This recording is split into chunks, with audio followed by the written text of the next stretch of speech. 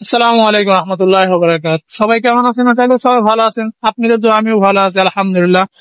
গতকাল এমন একটা দিন চলে গেছে আমার মাঝ থেকে, বৃহস্পতিবার, মানে একটা কষ্টের দিন। আমার একটা ফেসবুক পেজ ছিল, শখের একটা পেজ ছিল, প্রবাসীর ভালোবাসা।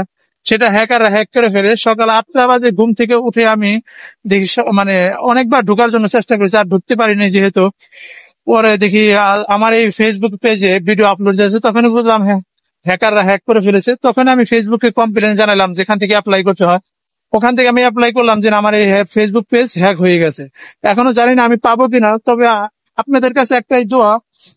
আমার এই 10,150 জন ফলোয়ার ছিল, প্রবাসীর ভালোবাসা, অতি শখের, মানে এত শখের একটা পেজ ছিল। এই শখের পেজটাকে যেন আবার এইভাবে যেন আমি মোহাম্মদ তারিক অফিসিয়াল, যে আমার ফেসবুক পেজটা আছে, এভাবে যেন আবার আমি শখে পরিণত করতে পারি, ইনশাআল্লাহ কমপ্লিট হয়ে যায়, আবার যেন আমি পরিশ্রম করে আপনাদের মাঝে আবার যেন আসতে পারি।